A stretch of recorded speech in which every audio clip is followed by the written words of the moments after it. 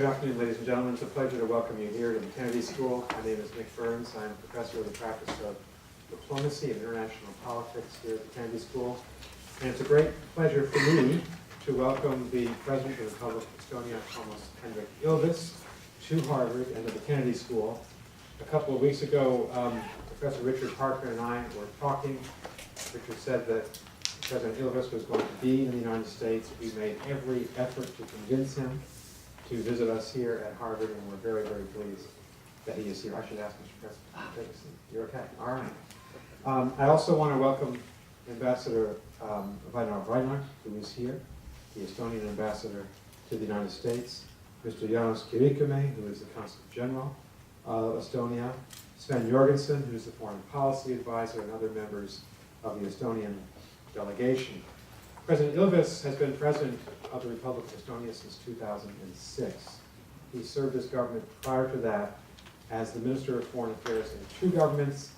He has been a member of the European Parliament, in fact, Vice Chairman of the Foreign Relations Committee, and also of the Estonian Parliament.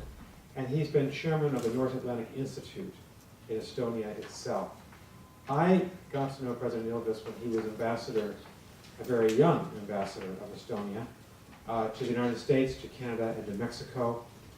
He worked before that for Radio Free Europe during the Cold War in Munich, and he also worked at Simon Fraser University in Vancouver in Canada, and he was educated at Columbia and at Penn. I think all of you know Estonian history. You should know Estonian history, because the Estonian people experienced directly and brutally and bitterly many of the worst tragedies of the 20th century. Estonia was proud and independent between the period after the First World War leading up to the outbreak of the Second World War. The country was unjustly and brutally incorporated into the Soviet Union during the spring of 1940 after it was invaded by the Red Army. That was a result of the infamous Molotov-Ribbentrop Pact of August 1939. Estonians suffered the onslaught of the Second World War. They were occupied for 50 years by the Soviet authorities, incorporated as a republic into the Soviet Union. And many of the Estonian nationalist leaders of the time were executed or imprisoned or sent to the Gulag. I'm very proud to say that the United States of America, every American administration, from President Franklin Roosevelt through to President George H.W. Bush, did not recognize that forcible incorporation of Estonia, Latvia, and Lithuania into the Soviet Union. I'm also proud that President Clinton worked very hard when he took office in 1993 and 1994 to work with President Ilves when he was ambassador to Washington, and President Mary of Estonia, and the Swedish Prime Minister Carl Bildt to convince President Yeltsin that after the reassertion of Estonia's independence in 1991, the Russian troops that still occupied Estonia 3 years after its independence, that they should leave. And that very intricate set of diplomatic talks involving the Russians, Estonians, Americans, and Swedes played out in 1993 and 1994 to success when in August 1994 the Russian troops left. One of my best memories of that very difficult negotiation when we worked so closely together is that then Ambassador Ilves invited me and many others to his home, and he showed us a film of the Red Army invading Estonia, but he played it in reverse. And so we had this very quick departure of the Soviet troops 50-odd years later, and it was poetic justice. Toomas Ilves has been a consistent supporter of his country's independence, even during those times we were just talking with some of the Estonian students who were here at Harvard and BC and MIT and Brown. There were many, many years, in fact decades, when most people in the world thought that Estonia would never be free again. And yet President Ilves and many of his colleagues here today never believed that and worked for Estonia's independence. And it's one of the great, great stories of the end of the Cold War. We're very pleased to have him here today. There's a lot to talk about. We should, after President Ilves gives his remarks, I hope you'll want to ask him about the future of Estonia in the European Union. Will Estonia join the Eurozone in early 2011? What's been the impact of the crises in Greece and Ireland and Spain on the Eurozone? How about the future of NATO? NATO, to me, as a former ambassador, NATO seems divided between East and West and how the NATO alliance should approach Russia these days. And how about the fate of Russia? The return of Russian nationalism, the return of a more aggressive Russian foreign policy, felt particularly, in this case, by its neighbors like Estonia. There's a lot to talk about. But first, it's a great honor to have the President of Estonia here to welcome him to this podium, and please join me in welcoming him today.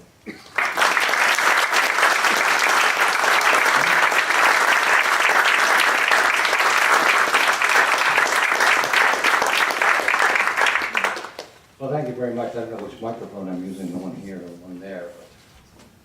But anyway, thank you very much for inviting me here, and I'd like to also once again thank Nick Burns, who in his modesty did not mention his key and pivotal role at working at when he was at the National Security Council in the Clinton administration, working precisely on the issue of Russian troop withdrawals.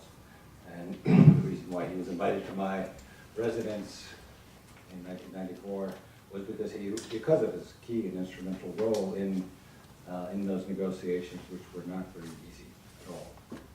But what I'd like to talk about today is actually not very much about Estonia. I mean, clearly the Estonian point of view will seep through what I will talk about, but rather to look at the state of European or EU-US relations, the transatlantic relationship, and how it's developing, what is going on, where is it going, point out some of the problems that we face, some of the issues that I believe we have to deal with. Let me begin by saying, excuse me, I have something in my throat here. There's very much that's very good in the transatlantic relationship today. I would say that we have less anti-Americanism today in Europe ever since the SS-20 period, or the issue of missiles in Europe. From there on in, I think there's been kind of a rocky relationship, even at the best of times. I would say right now, the anti-Americanism that was an unfortunate feature of much of, these public attitudes in a number of countries is not there. I think that there are a number of common interests today between Europe and the United States, problems that people want to solve. The issue of Iran, most importantly, that country's apparent attempt to develop nuclear weapons. Clearly, Afghanistan, where a number of countries, mine included, are very heavily involved. I should say Estonia last year for a while had the largest troop contingent per capita in Afghanistan. I think right now we're number 3, but we're in there with no caveats. We have common interests in the Balkans and common interests in dealing with terrorism. So those things are, and I would actually mention one more area where I think there is where things we seem to understand things fairly well, which is a new area, but that's cybersecurity. Clearly, after a number of attacks on the ministries of defense of Germany, France, UK, and the United States, not to mention smaller little countries on the Baltic, that cybersecurity has become a key issue. On the other hand, those being the good things, I think that we still have some serious issues to deal with. First of all, I think there's a drop-off in attention to the transatlantic relationship on both sides, which is generally ascribed to the economic crisis that we face. That is to say, we don't pay that much attention anymore to the issue of what's going on the other side of the Atlantic, looking from either end, because we're all worried about our own economic crisis. Is this a serious enough crisis that we should not pay attention to the transatlantic relationship? I would argue that we shouldn't really look for those excuses. If you look at economic crises, there's a wonderful film called Time in the City, which has just appeared by British documentary filmmaker Terry Davies. If you look at his pictures of UK in the 1950s, or if you look at pictures of what Europe in general looked like after World War II in the 1940s and 1950s, well, I would say that the argument that our economies are in trouble today is a reason not to worry about the transatlantic relationship, or at least doesn't really hold. I think that in addition to the economic crisis, we also have, in many ways, a lack of direction, a stalled and perhaps even grasping Europe, not knowing where it's going, what to do. And here, in a sense, the positive side is that the anti-Americanism has gone down. I think another way of characterizing it is, to paraphrase Kafafi in Waiting for the Barbarians, the last lines, the Americans, perhaps they were some kind of solution. Because in fact, there was some of you perhaps recall the Derrida and Habermas article several years ago, in which what would unite Europe is opposition to America. I argued at the time that opposition to America is not exactly how you're going to unite Europe, but nonetheless, the fact that now there is no opposition to Europe means that I think there is a lack of a common purpose. At least that one is gone, because in fact, with George Bush no longer as president, you no longer have the accusations to make of unilateralism.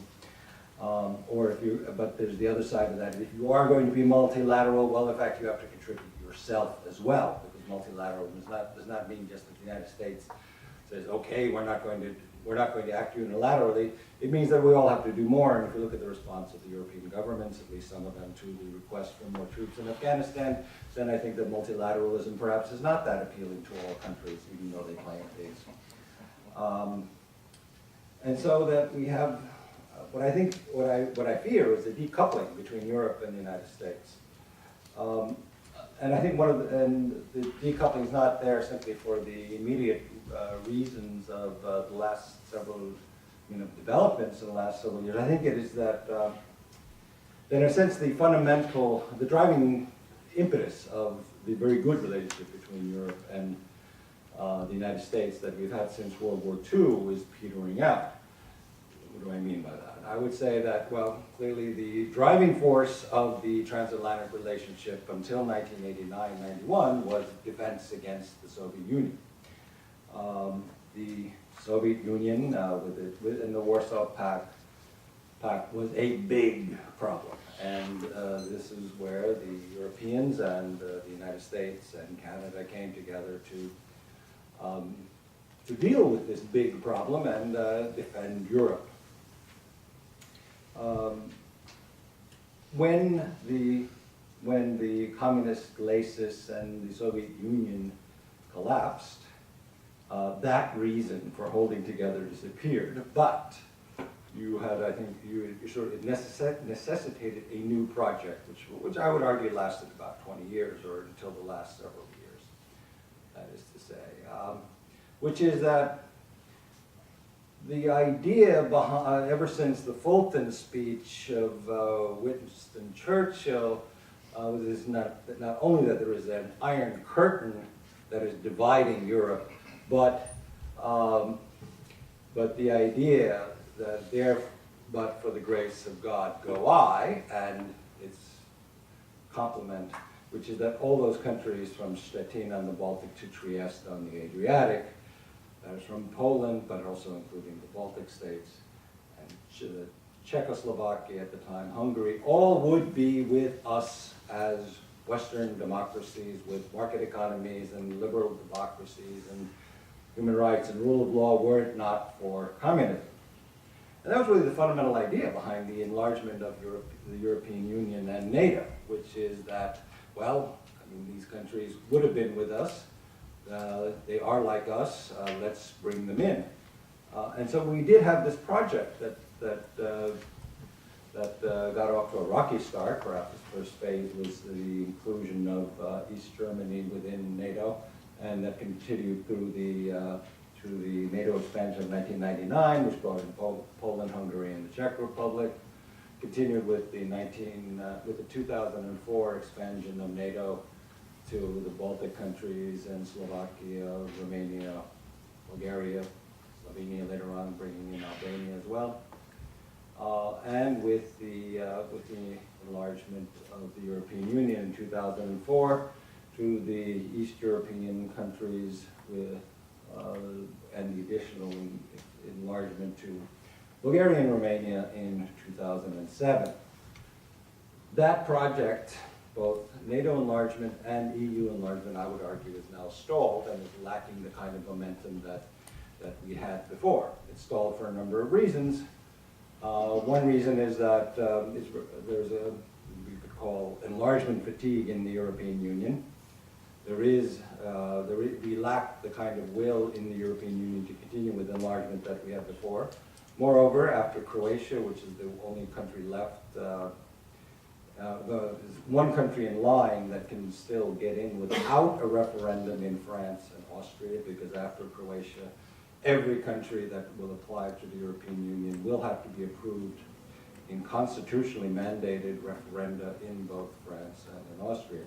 So I think this is going to raise the barrier or the hurdle to get into the EU much higher, not to mention the current lack of will to continue with enlargement. And on the NATO side, again, there is, it's not clear who else to bring in these days. The Macedonians want to get in, but Greece is vetoing that.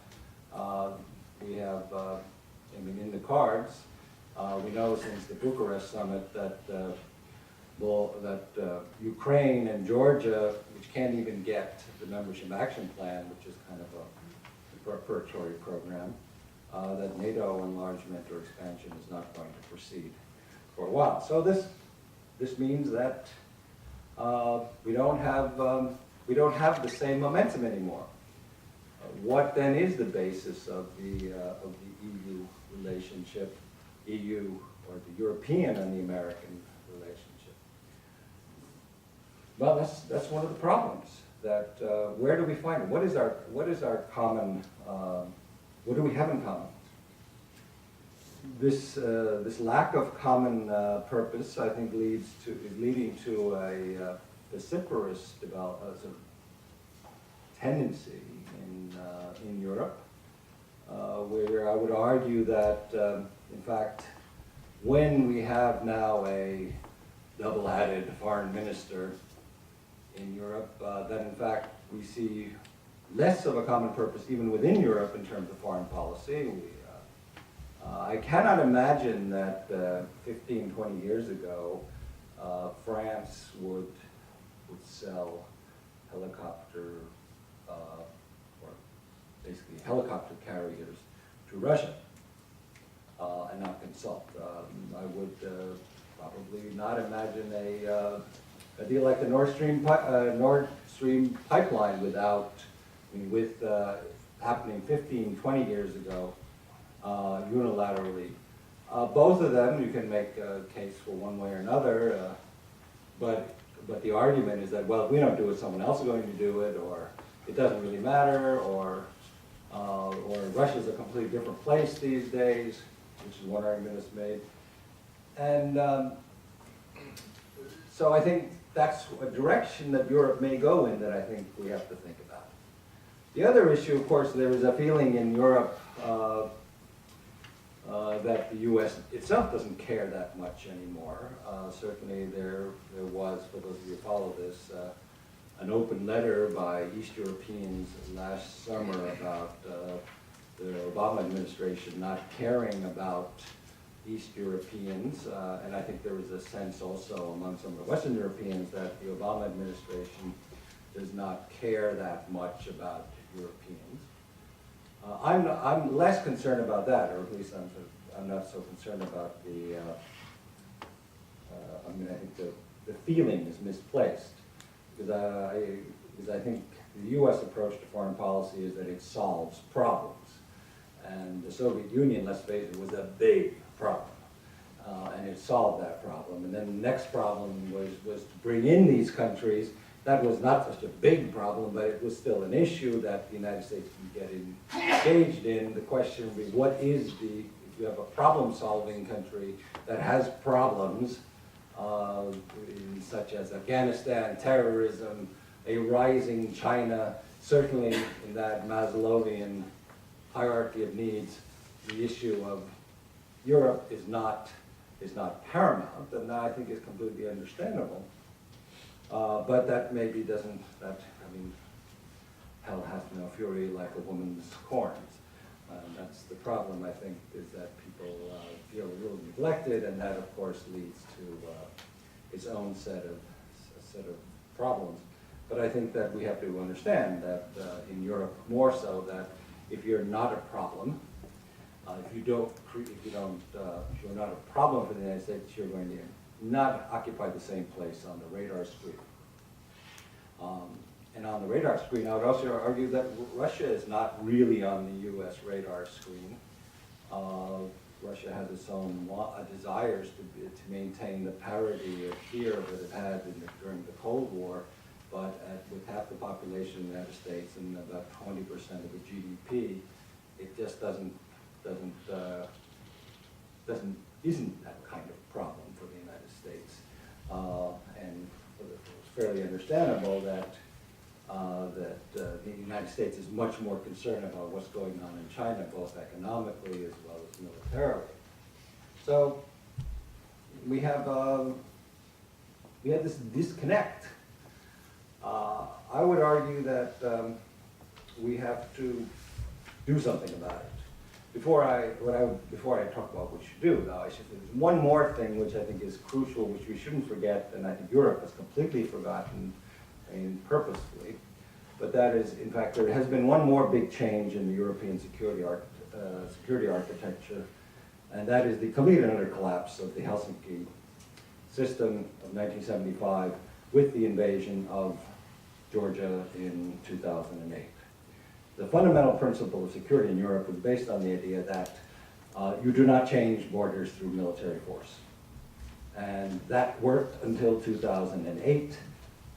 Borders were changed through military force, and I would argue furthermore that this was one of Europe's worst hours. Because what did Europe do? It got together, it said, this is a problem, nothing will happen until the agreement reached between President Sarkozy and President Medvedev is adhered to. When it was not adhered to, and some countries said, well, if they're not adhering to the agreement, they're not taking their troops out, then it was decided that nothing would happen, and Sarkozy said, thank God, common sense prevailed. So the message from Europe in this case is, go ahead and invade. I mean, that is ultimately the message. And I think that's a very dangerous trend or direction for Europe to go in. Now, we do have now the Lisbon Treaty, which is the final thing I would mention, which gives us a double-hatted foreign minister, meaning seat on the commission and having being a vice president of the council. If these terms don't mean anything to you, then I'm sorry, but we're in the EU, and Euro jargon is all what we live in. But it is not. It's not clear how this will work. I mean, I tend to be among the optimists in this thing that it is, whether we like it or not, the treaty is a constitutional treaty, it's a constitution. It takes a while to figure out what you can and cannot do and how what are the limits of the Constitution. After all, when the U.S. Constitution was approved, it was not yet clear whether there could be such a thing as a national bank or a Federal Reserve. All these things came over time, and since the treaty has been in force only for 4 months, it's clear that we don't know exactly how the foreign minister's role will play out. We do know already now that it has considerably reduced the role of the national foreign ministers, but the new foreign minister, I think, has, and her successors for a number of years, I think, will be working out how do you do foreign policy for the European Union. But at least as opposed to Henry Kissinger's complaint of 30 years ago, who do you call? Now, at least now we have a president of the European Union, we have a foreign minister in the European mention the president of the commission and the president of the presidency. So with those four numbers, if one of them is busy, you can call the other one. Now I think there's one last area, which, and I'll just pose this right now, is really what I see as a one area where in fact we can reinvigorate the transatlantic relationship, so at least we're talking more. And that is really to end the stalemate, years and years long stalemate on the issue of security as it is dealt with by the European Union and the role of NATO.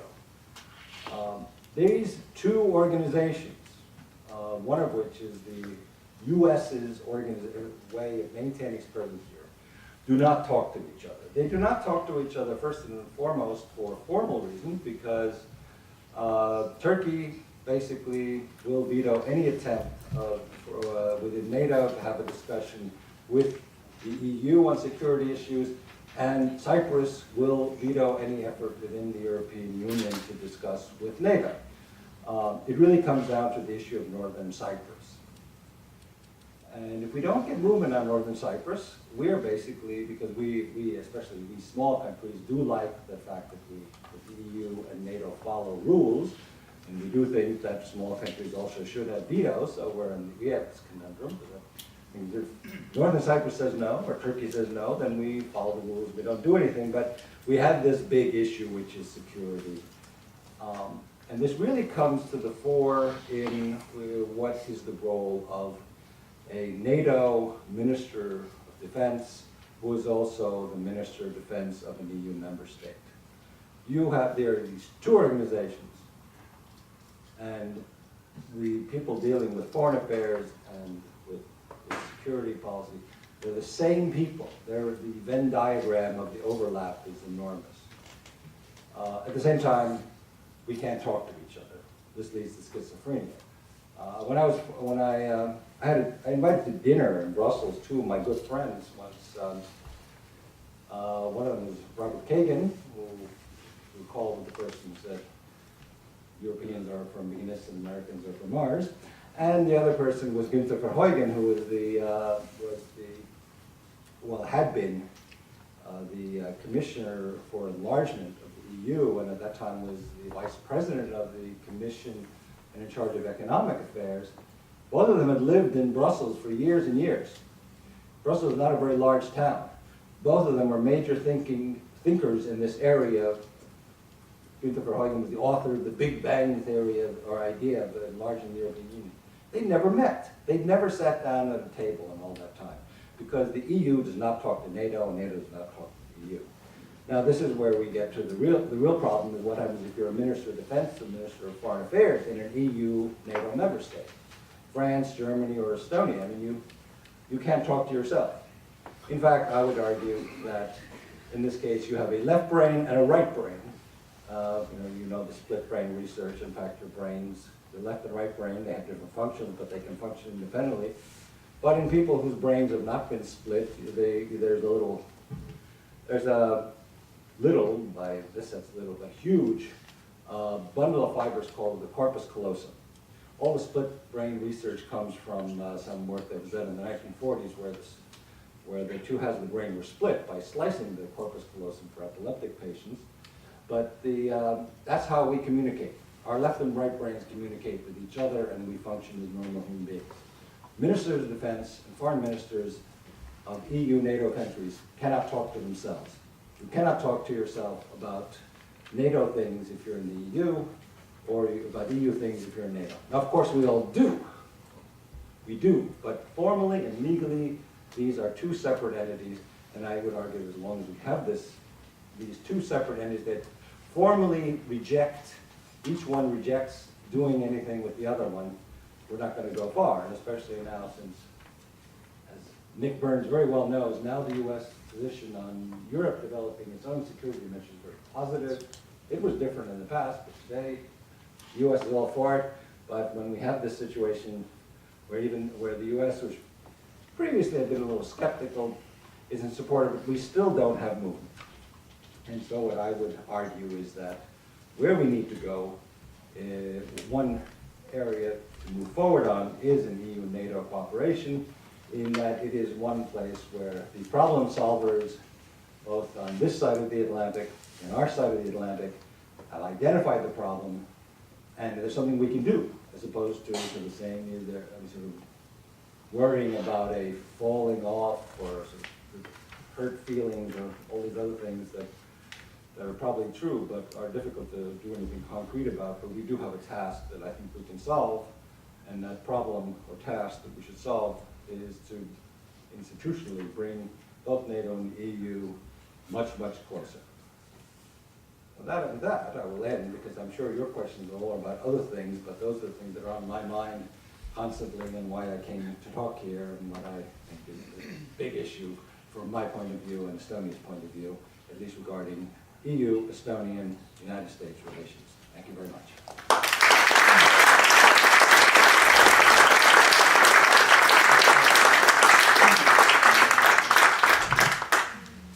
Mr. President, thank you very much. I'm going to give all of you a chance to ask your questions or put forward your point of view.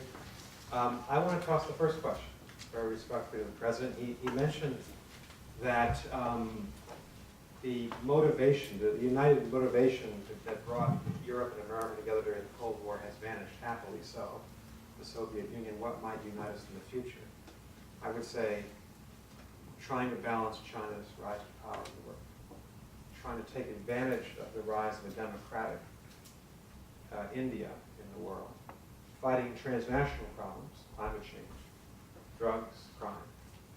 But I'd also say Afghanistan, a European-American project at NATO, one which I would say you're not doing so well on. Question. Estonia is an exception within NATO in volunteering to serve in the most difficult areas in the East and South, where the combat is most furious. Many of the largest continental West European powers have said we will not fight in the most dangerous areas.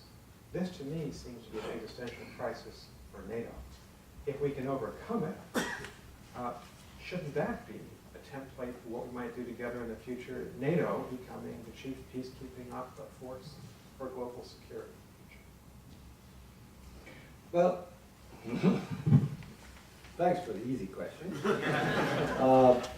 Well, as you know, we're amidst redeveloping our strategic concept. We're currently operating within NATO under the concept that was approved in 1999 on the eve of the invasion or the bombing of Kosovo. Actually, the Hungarians and the Czechs and the Poles joined NATO, and they were immediately off the war.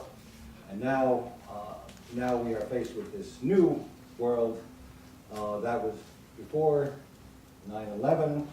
That was before Afghanistan, clearly, before Iraq, and before the invasion of Georgia. Things are different. Well, at that time, in fact, the previous strategic concept, when it was accepted or adopted, we were living in the era when Richard Lugar had just published his article, "Out of Area or Out of Business," meaning that if NATO doesn't go out of the area, there is nothing for it to do. I think the experience of the past 10 years shows that maybe we are now getting to the point of out of area or out of business, when in fact the idea of territorial defense and collective defense has not gone away.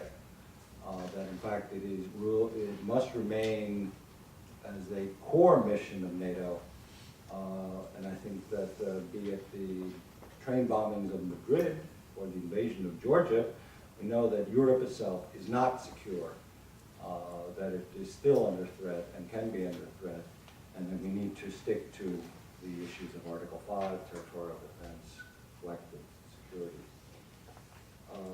Now, when it comes to Afghanistan, I think this is really a real tough nut to crack, in that it represents a considerable diminution of NATO, to be able to put caveats on where you serve if you've undertaken a NATO mission.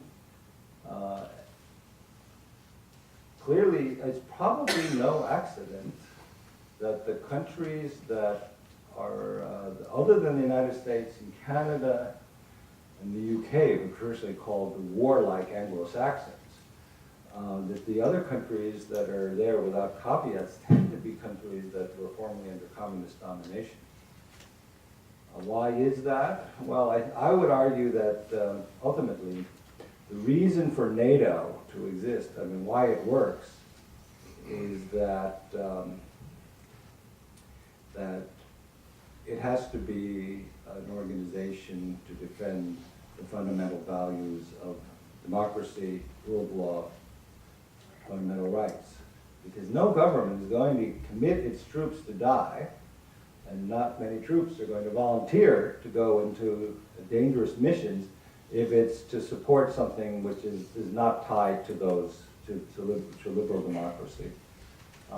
This is also touched upon the issue of when people say, well, will you support Russia joining NATO? And I would say, well, why not? If it meets the requirements that were set out for us, which is a liberal democracy, free and fair elections, freedom of speech, all those things that are carefully monitored for countries that want to join NATO these days, that if it were to join, if it met all that, then it'd be great.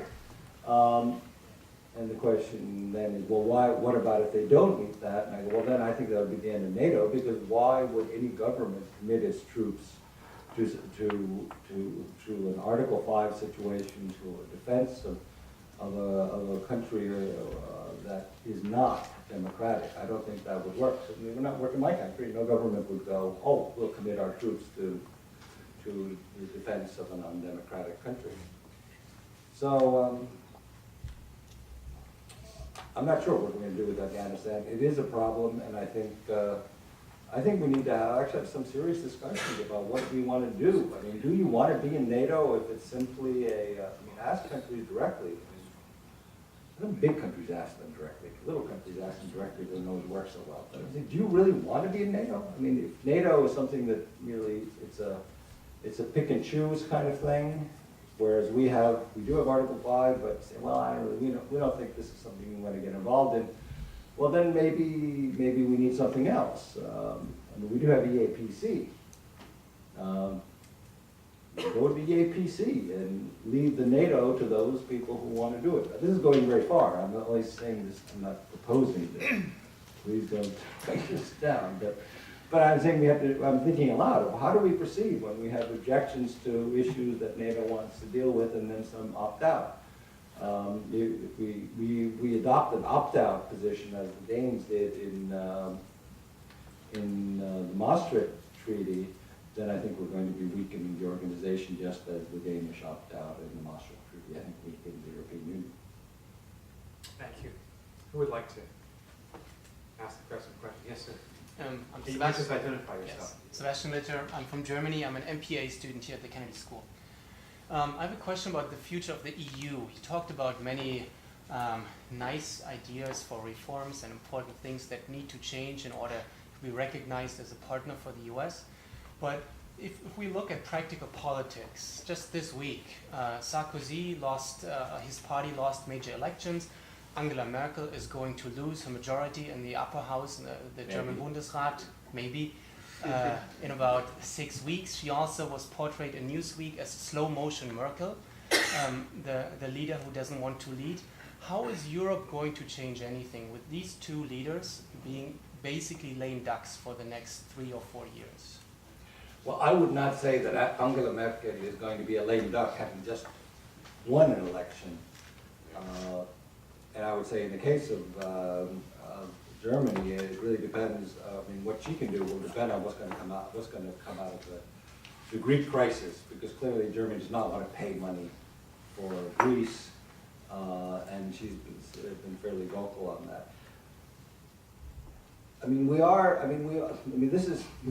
the situation with the national leaders having different problems. I mean, they're not the only ones. I mean, we're going to have an election in the UK where we'll most likely end up with a prime minister that leads a party that is anti-European, at least, and that is in its public positions. But we do have the Lisbon Treaty, and I would give that a go to see what we can do with that. The Lisbon Treaty does give more power to the big countries than we had before, and I don't know how that's going to play out, because in fact we have not had any big decisions yet. The Lisbon Treaty came into force in the end of November. We have not had any real decisions on what to do, and perhaps Greece will be the first one, though it looks like there will be no decision there.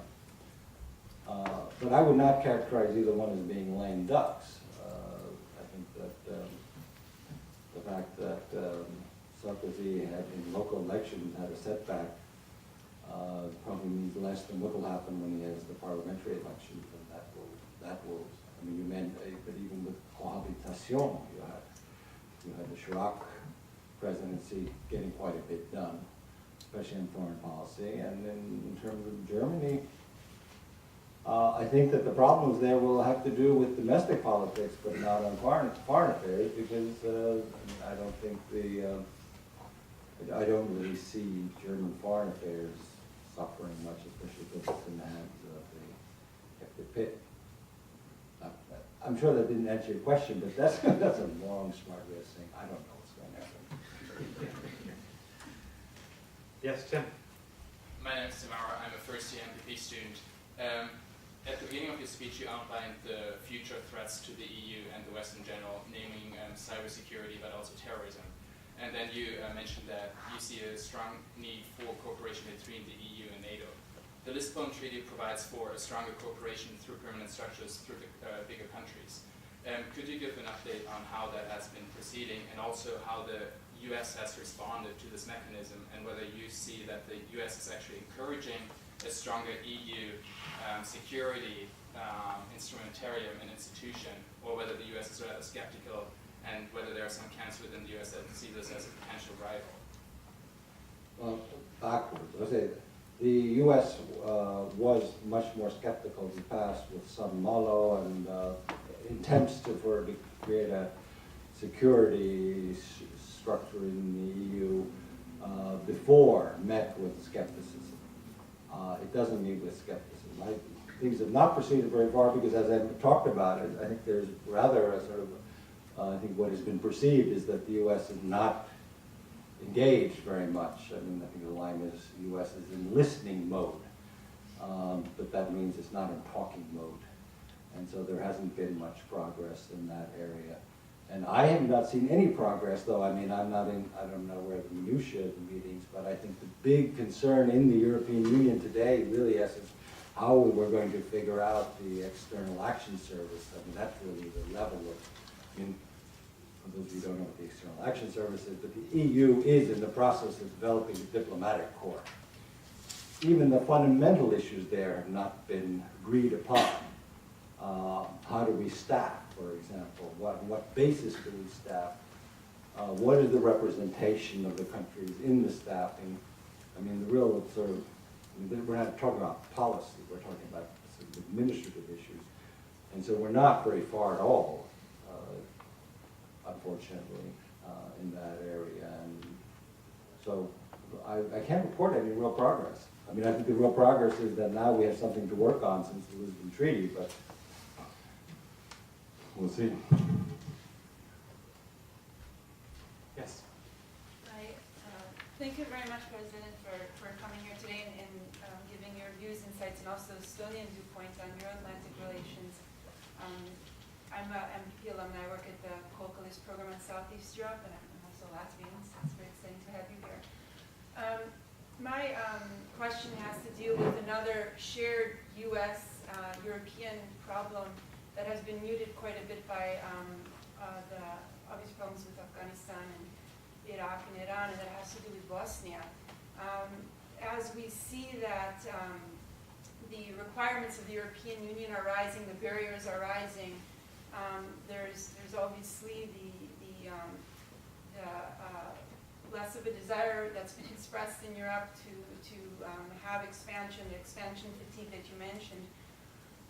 At the same time, Bosnia is facing elections in October, and none of the candidates, all of the parties, are focusing on very divisive issues versus having discussions on something that could be a common focus, which is European Union and also NATO membership.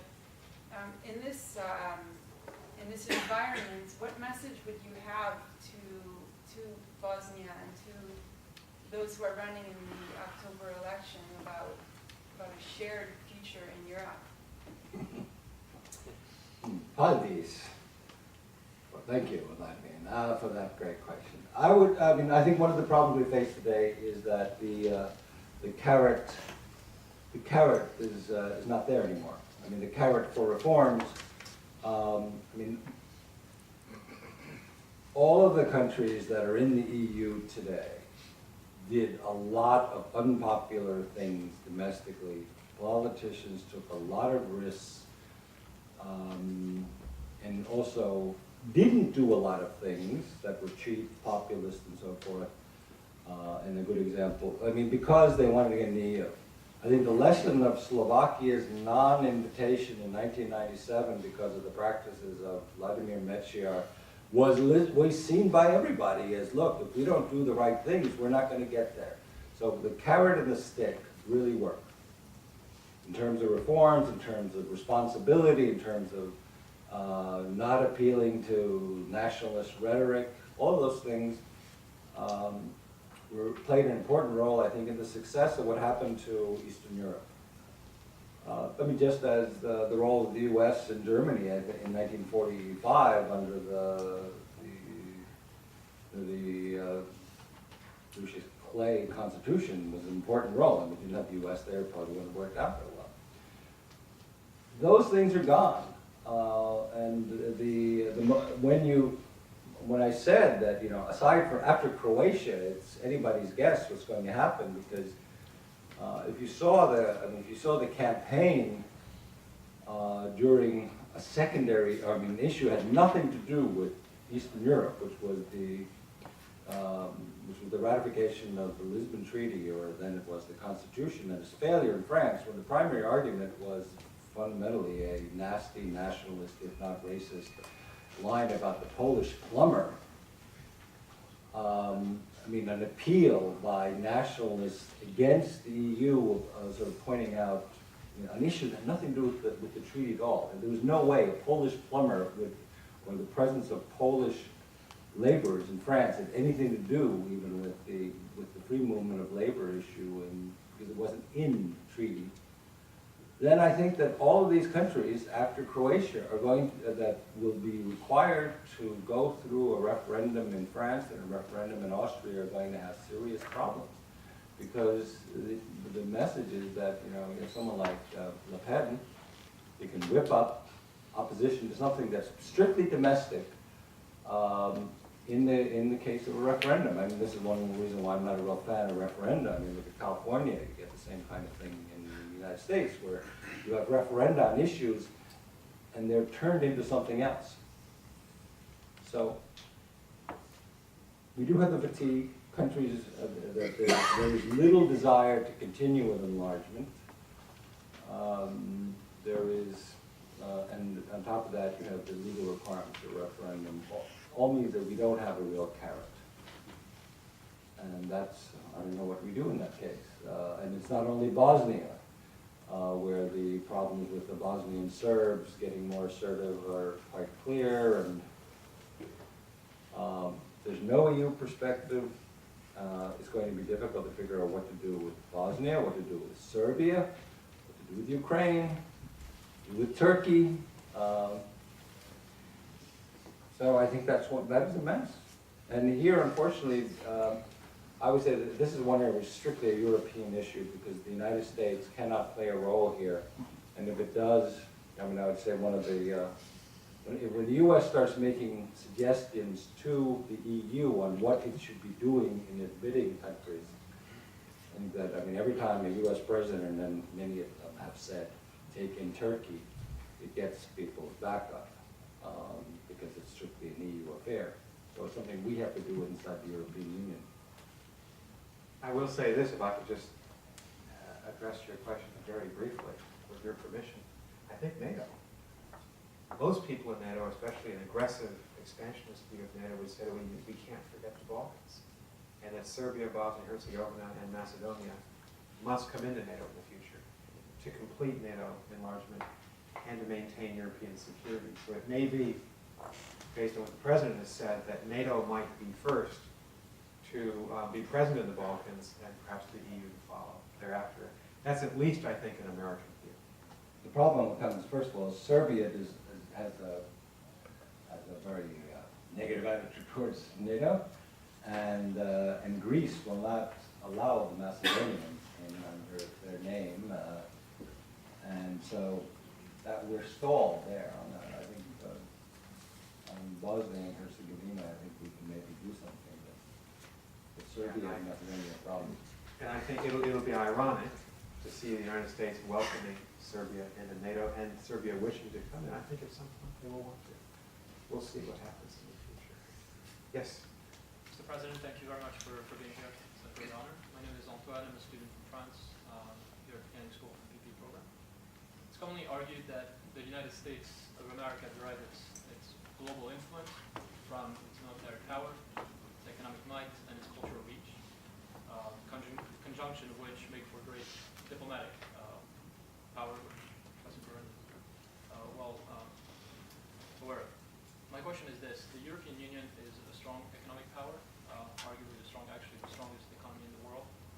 It has diffused but strong military powers as well, national armies. Why is it that it struggles so much projecting its cultural influence, namely in light of its great success in the past 60 years, since the post-World War era? Pacified the continent, again, prosperity and arguably rising tide for most EU member states. Why is it that Europe as a concept really struggles protecting its cultural power abroad?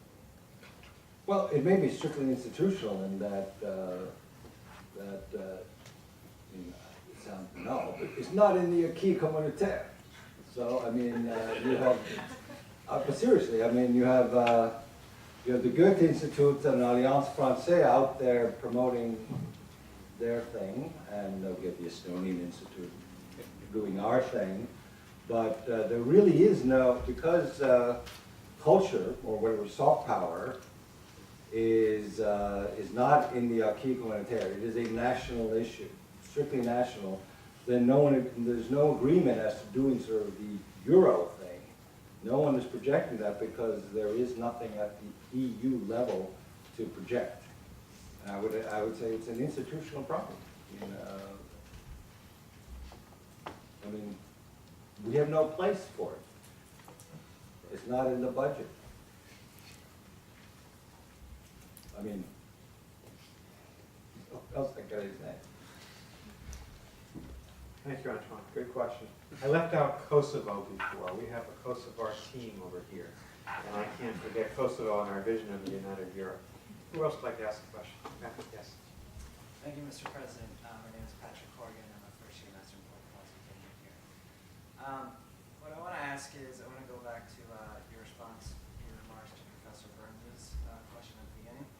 And even during your remarks, you seem to suggest that the problem that NATO is having right now, members need to ask, do we really want to be in NATO?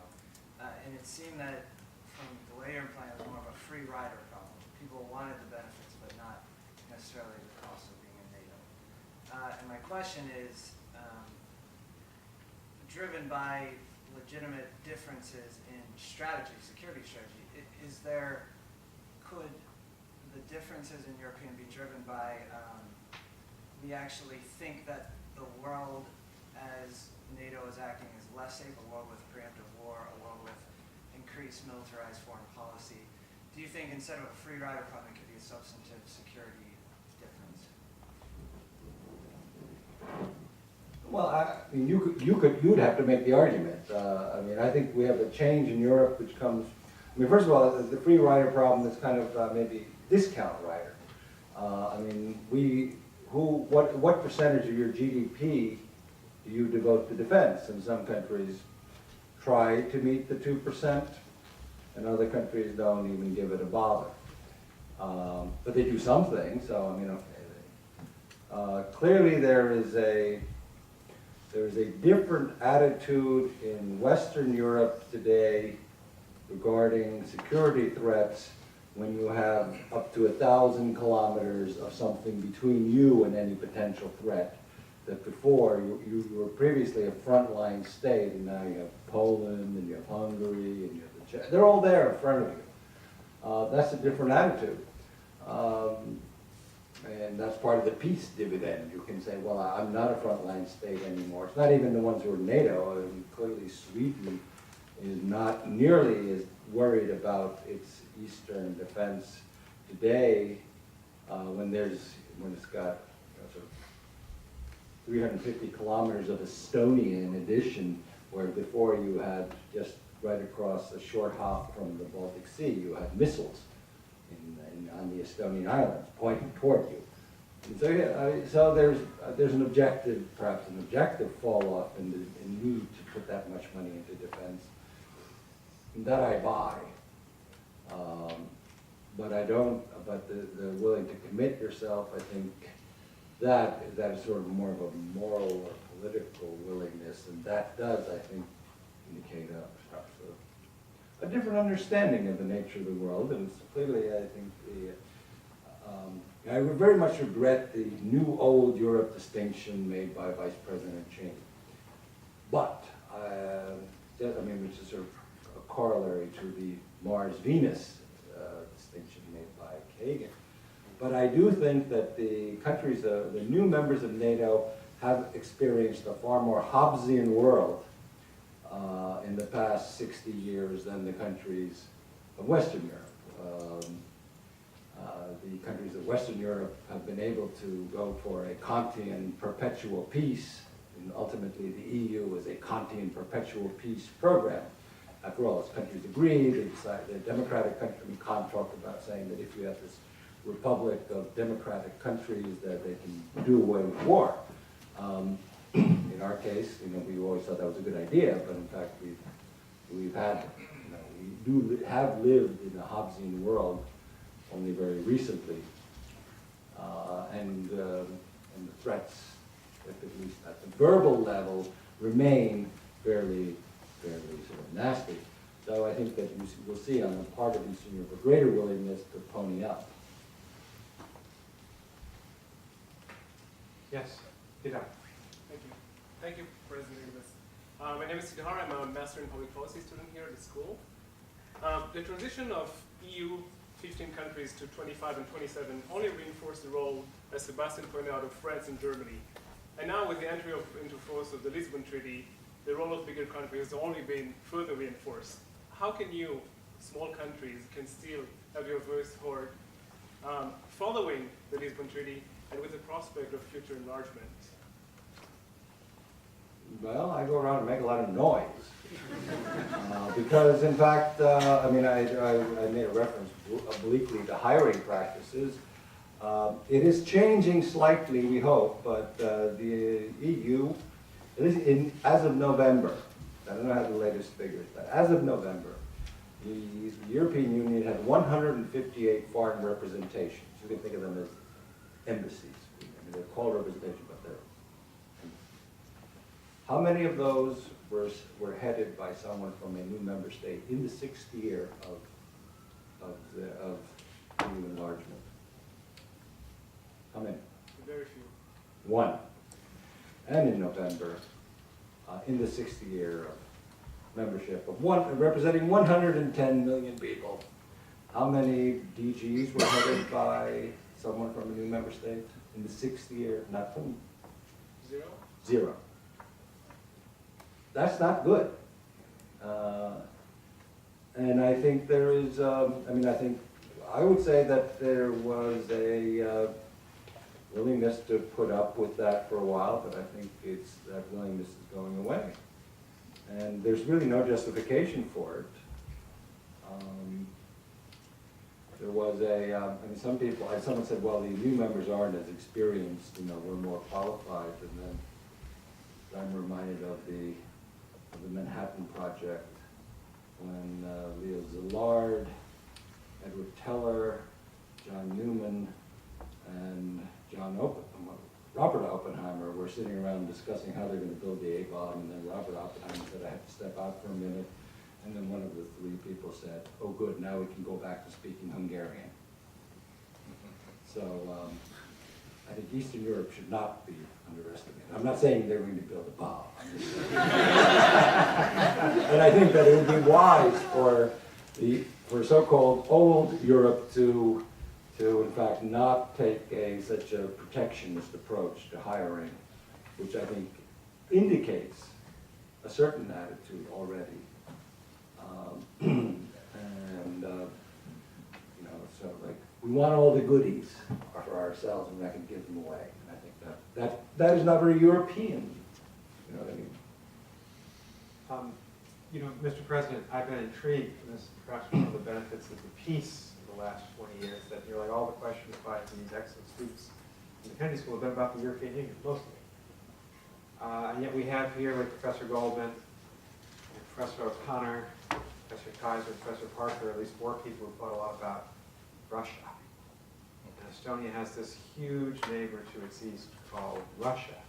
I wonder if any of the professors or any of the students, I want to get this conversation oriented towards Russia, would like to ask a question about Russia. Yeah, I did actually have a Russia question. My name is Elspeth Sellers. I'm actually a master's student at the Fletcher School at Tufts. And I was wondering if you could say a little bit more about sort of European security as regards Russia, and particularly energy security, and if the EU has any policy in sort of dealing with Russia's current ability to rather literally freeze out states that it doesn't like by cutting off their gas and so on. Gee, thank you for that question. Well, European Union does not have an energy policy. It does not have, at least does not have a common energy policy. And I can say that Estonia finds that really bad. And we think it's also, I mean, I would go so far as saying that it raises doubts about whether the EU is a rule of law-based organization in the following case. The European Union has very strict antitrust regulations, and it forbids ownership of supply and distribution.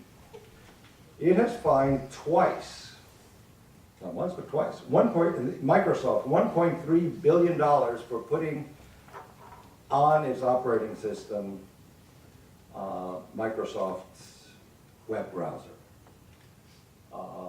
And it's, even though when you have the choice as to whether you use the Microsoft web browser or some other web browser, you can use Firefox or Mozilla.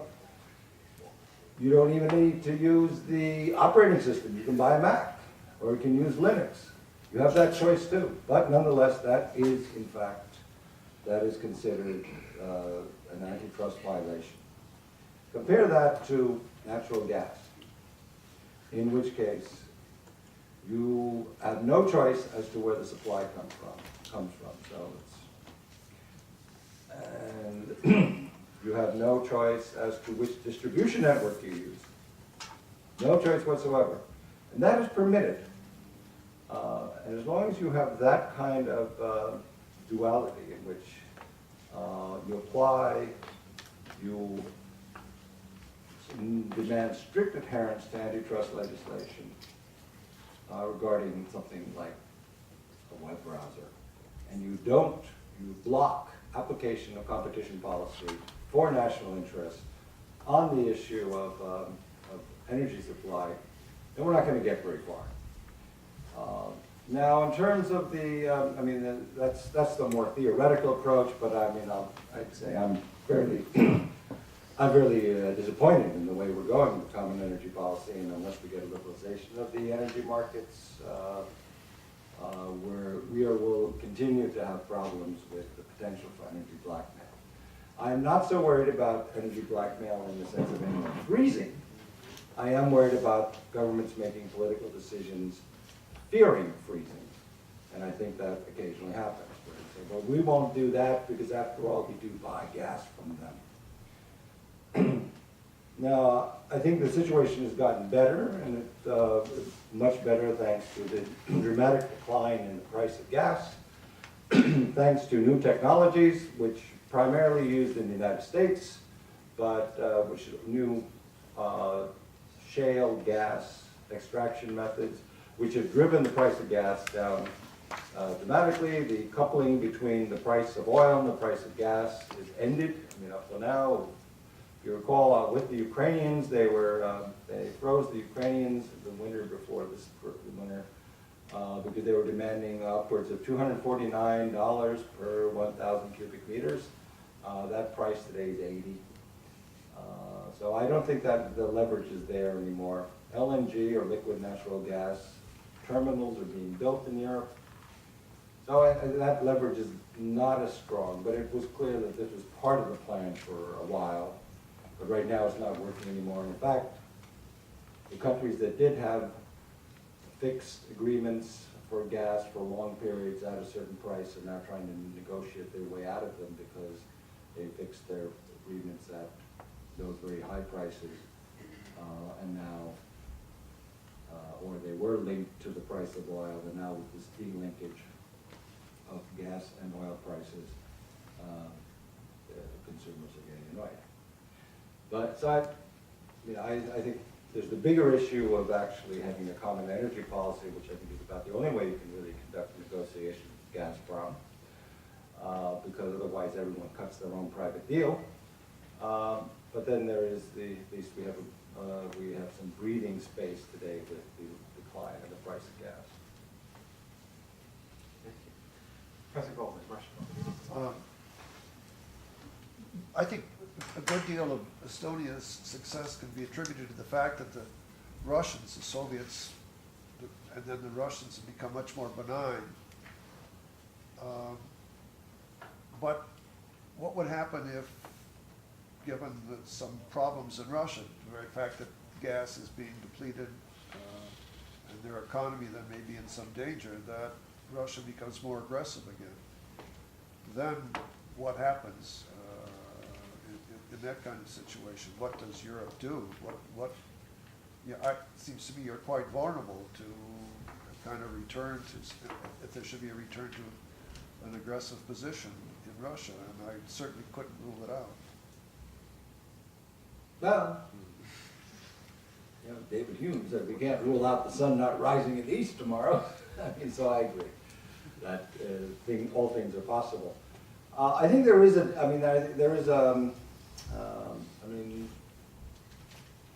with Russia, this is always a big problem, and we're just more closer to it, and so it is a little dangerous. I would say that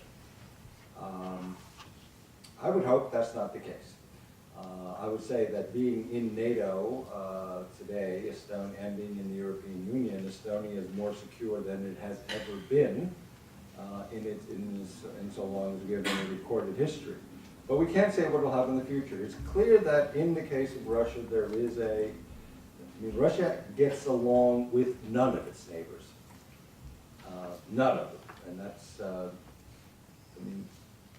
the question is, why is that? And it can't just be that all the Russian neighbors are bad guys.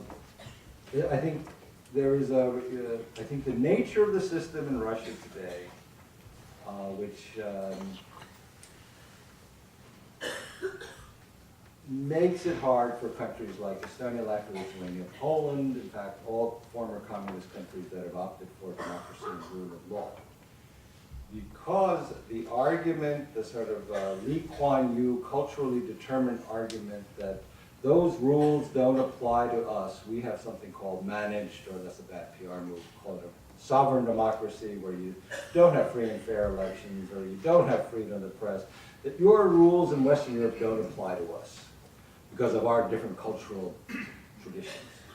And not only communism, but the Russian Empire as well. Well, Estonia became part of the Russian Empire in 1710. Finland and Poland, we've all been there. We were under communist rule. But certainly liberal democracy works. We do have free and fair elections. We have a freer press in the United States, at least according to the International Federation of Journalists, in terms of what we can, I know, I wish it was words, but no. That was a joke. Television. No, in the sense of the success, not economically, though that too, but the success of all of these countries of the post-communist world that have succeeded in being democratic and joining the European Union is ultimately, I mean, I think it leads to question the legitimacy of what is going on of the government in Russia, which claims that this is not possible in our country because we're different. Because it immediately leads to the question, well, why can the Latvians do it and you can't? Not to mention the Estonians. And so I think there is this built-in problem for relations with its neighbors, and I think the two good examples of that, which is are Ukraine and Georgia, which were authoritarian countries, and when they changed, I mean, how democratic they became is, we can argue, but certainly they became much more democratic. That was when they became enemies. And I think that's what is worrisome, is that Georgia became a problem after we stopped having a corrupt authoritarian government in Ukraine after the Orange Revolution. And that was when the relations turned sour. So I don't know what that says for all of us, but it doesn't sound good. Richard, that's perfect. I don't want to draw off from Russia, but I want to pose a question, which is, as an economist, I'm fascinated by the fact that neither the United States nor the Europeans have taken up any attempt to systematically reform regulation of global financial markets in the wake of what we've seen in the last 3 years. There's been a great deal more talk about that in Europe than in the United States. But one might reasonably argue that more threat remains to Europe from American bankers than from Russian armies. But why is Europe so quiet now on this? Well, it's not quiet. There's just no agreement. I mean, if you listen to what Sarkozy says and you compare it to what Gordon Brown say, I mean, they just have different views, and I'm not sure. I mean, you know, this is I mean, we still do things by consensus. When if you have, I don't think you're going to get an agreement on that. I mean, I just don't see that agreement coming on regulation of global markets, and maybe financial markets. You know, I think there will be attempts, but I don't see it happening really, because there's too much at stake for the countries that have the banks. I mean, Estonia, for example, I mean, you know, all our banks are foreign banks. We certainly think that some of the behavior of some of the banks was not exactly the kind that we would like, but you know, they're in a different country, and I don't see how that country would really think it's a good idea for some Estonians to come and start regulating their banks. I mean, I'm just being realist there. Professor Kaiser. You rightly referred to the fact that the new members have a more recent Hobbesian experience, having been part of the Soviet Empire. And I've always thought that the difference between the new members and the old members is quite important. You can see it within the European Union, two very different historical experiences, but you can also see it in NATO. And in the present debate on the new strategic concept, it's being played out again. And in fact, to come back to Nick's first question, I can understand that the new members put enormous stress on Article 5. Now the question is, where do you put it in terms of the probability of conflict? If we were to say this is still the most important thing, we are basically saying we are still afraid of Russia to attack us, which I think is highly unlikely. Russia, with its present armed forces, to attack a NATO country, given the internal state of affairs, I think that is rather unlikely. However, if we do that, we undermine the case for the new kinds of tasks that Nick was referring to, which I find very important, namely to deal with security questions outside the area, the Afghanistans of today and of the future, terrorism in combination with weapons of mass destruction. And you were referring, and questioners were referring to countries that are unable to go to Afghanistan without a caveat. Germany, for example, France, Italy. One of the problems is that they have a domestic problem. These are democracies. So as we redefine the strategic concept, we must also explain to our democratic partners what is number one. Number one is not a Russian attack. Number one is the threat from destabilizing countries, failed states, terrorism. Those are the questions. And I see here really a problem inside NATO and the debate. I was wondering how you think, what you think, how can we sort this out? Because we will have to make a decision very soon on the new strategic concept. Well, I would argue that after the invasion of 2008, all bets on probability are off, frankly. No one, everyone said, the Russians will never attack. NATO. I said NATO. No, I agree. But I mean, after that, I don't think anyone would, in Eastern Europe would say that, oh, the Russians would never attack. I mean, we just don't buy that. Because they did. I mean, it wasn't a NATO country, but, all the line about Russia is not a threat. That just died on August 8th, 2008, because Russia is willing to use military force against its neighbors. And that's, I think that changed it, and that's where, that I think is why, I'll say that's what the Estonians are concerned about, that's what the Poles are concerned about. And it is an abstraction to talk about potential threats outside of area that we don't know about, as opposed to a country that, in fact, is willing to use military force against its neighbors in a clearly pre-planned invasion. And they just lost their credibility, And then, there's a rather disingenuous thing that Medvedev did, like immediately thereafter, saying, well, since it's clear the OSCE, the Georgian War showed that the CSE principles don't work anymore, well, who broke it? Who broke the toy? The toy was not broken by anyone other than Russia that closed the borders. And this is why I don't think those kind of security proposals are worth taking seriously, because you yourself destroy the Helsinki paradigm. And so I think from an Eastern Europe point of view, it may be true that we will need troops to go to East Timor or somewhere, we don't know where, but we will not discount the probabilities of Russia doing something nasty if we take into account what they've done and what they say they will do and what they threatened to do. And again, when you see a Russian admiral say, if I'd had the Mistral, we could have done Georgia in 40 minutes. It doesn't really make us feel comfortable. That's just the way it is, Zachary Cashel, first-year student at the Kennedy School. I guess building off that last point, are you more frightened of a cyber threat from Russia, a military threat, or is it the combination of the two that really keeps you up at night?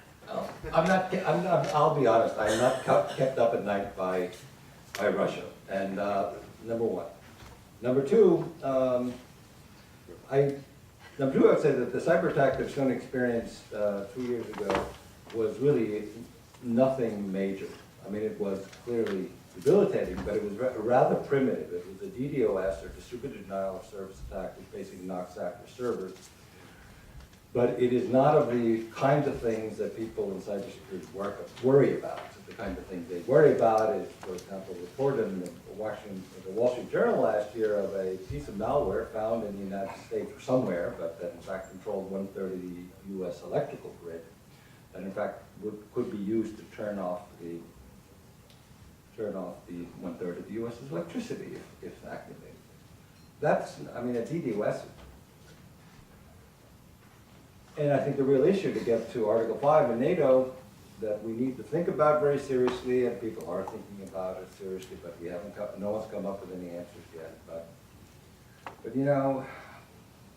if you launch a missile attack on an electrical plant, and it's a NATO country, well, that qualifies as an Article 5 attack. And in fact, the rules of engagement foresee a proportional response. The question is, if you knock out that same electrical plant with malware, what is the proportional and appropriate response to that? Is it an Article 5 issue? If it is an Article 5 issue, do we know who did it? That's the big issue. I mean, and you know, this is sort of standard Van Crevo. We're still worrying about old technologies, and when we talk about NATO, when in fact we should be worrying about all kinds of other stuff that we can sort of imagine, but we haven't seen yet. But it's clear that everybody is putting a lot of effort into cyber war technologies, defense. And we haven't, I mean, while one side, the technical thing, what you do, but there's the fundamental philosophical issue. I mean, in a sense, if you can imagine a world without nuclear weapons and without tanks, you can still have real wars, and you have NATO. But what does NATO do then? You don't know where it came from, you don't know who did it, and who do you do, and even if you figure out who did it, what do you do back to those two? And I think those are the kinds of issues we have to worry about seriously, and that's what I don't lose sleep at night, but what I read and what I think and when I'm, and where are we going, those are the kinds of issues I think about. I don't really worry about Russia. I mean, they can be kind of obnoxious and they say nasty things, but I don't, I worry more about the other stuff. We have time just for a few more questions. Ian? Mr. President, thank you very much for coming. It's been very interesting, especially for those of us interested in the region. My name's Ian Cornell. I'm a second-year Master's in Public Policy student here at the Kennedy School. I have a question regarding the response to Professor Kaiser. You spoke very sort of passionately about the Russian invasion of Georgia, but an EU report that came out after that invasion placed a great deal of the culpability for that conflict at the feet of the Georgians. And I wonder if your feelings that a great deal of that responsibility lies with the Russians and the report saying it lies with the Georgians is another example of sort of Nord Stream or Mistral, this divide in the European Union. That was a fairly inadequate report, and it focused on who shot the first shot. And would not defend Georgia or Saakashvili. The point is that there was a military buildup already going on immediately that began right after Bucharest. That's an interesting question, but right after Bucharest, the military buildup began. There were, I mean, in July, railway troops, bizarre notion, railway troops were sent in to fix the railways in Abkhazia, Ossetia. The Russian fleet sailed out of Sevastopol days before the thing began. You know, massive columns of troops were coming through the rocky tunnel before. I mean, it was clear that, I mean, who shot the first shot? I mean, it's kind of like saying, well, did what's the name? Principe start World War I or not? I mean, well, maybe he did, in fact, but that's not the issue. I mean, that was a fully planned, I mean, and not to mention the 144th Airborne Division that was, because it's stationed 80 kilometers from our border, which has already moved way before the war down to the other side of the Rocky. So, I mean, that report talked about who shot the first shot, but that's, as I said, it's who shot Archduke Ferdinand, but not.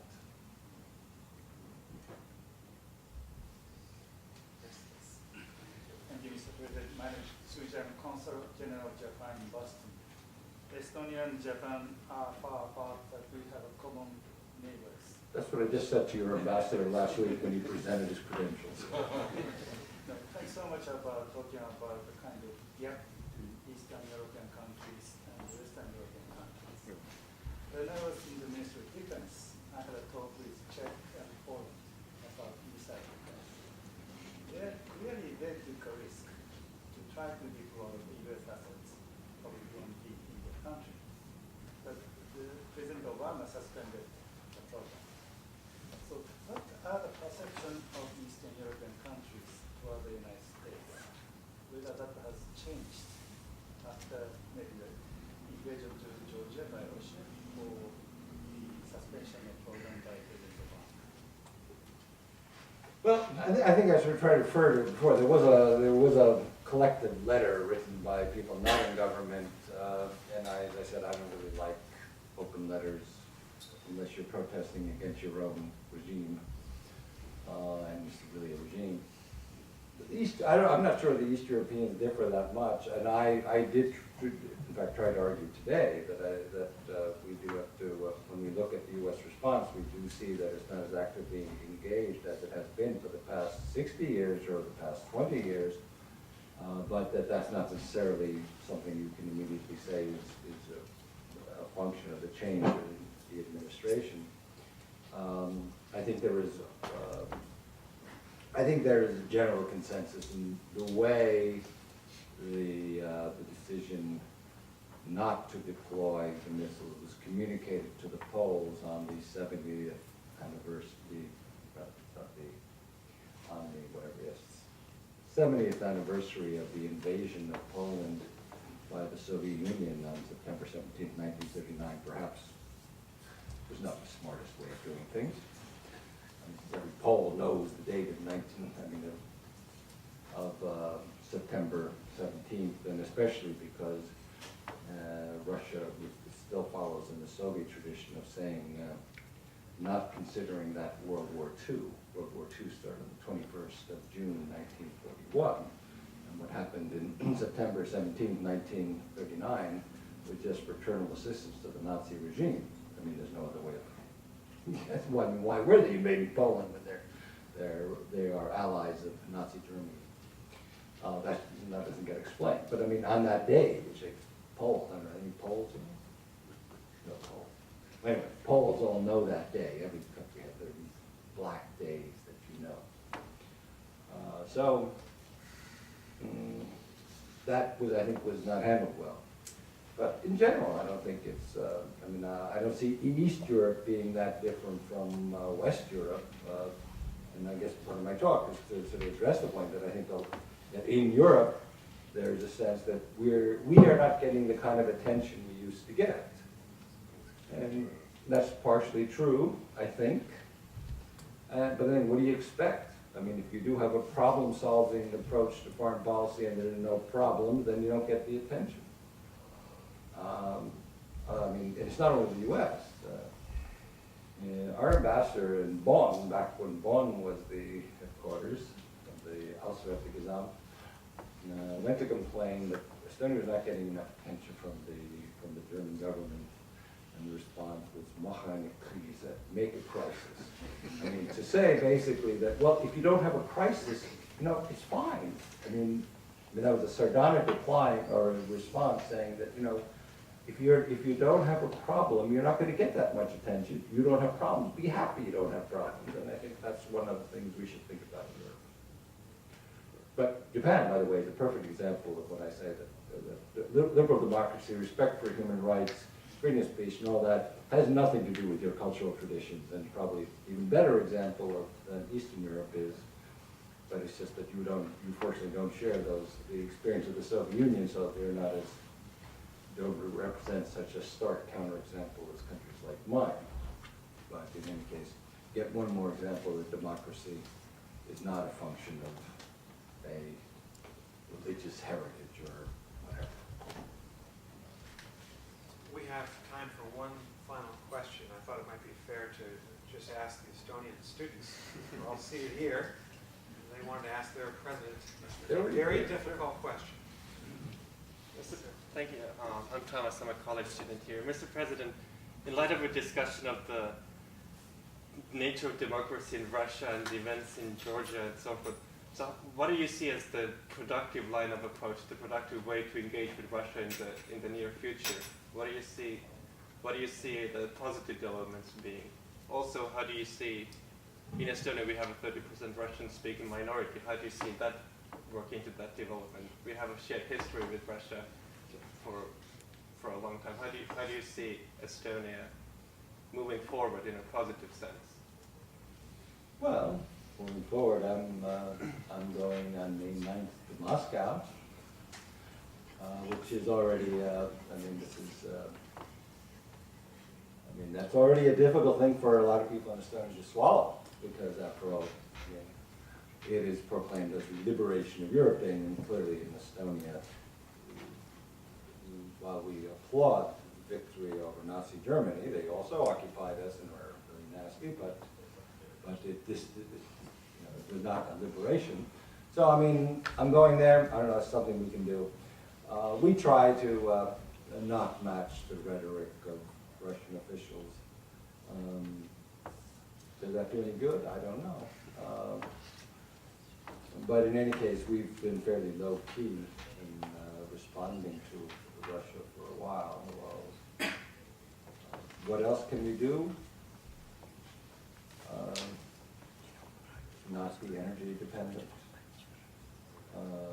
Work on our economy. When you ask about the Russian minority, well, as you know, it's a more difficult issue than that. It's not an ethnic minority, it's and dividing it between people who are citizens of Russia, who are citizens of Estonia, who are not citizens, people who are those who think it's great, kind of like Aksionov's novel, The Island of Crimea, that they're living in a Russian culture but enjoying liberal democracy, and then those people who think that, well, you know, it's not so great that they're not living in the motherland, and all of those different attitudes come out in Russian society today.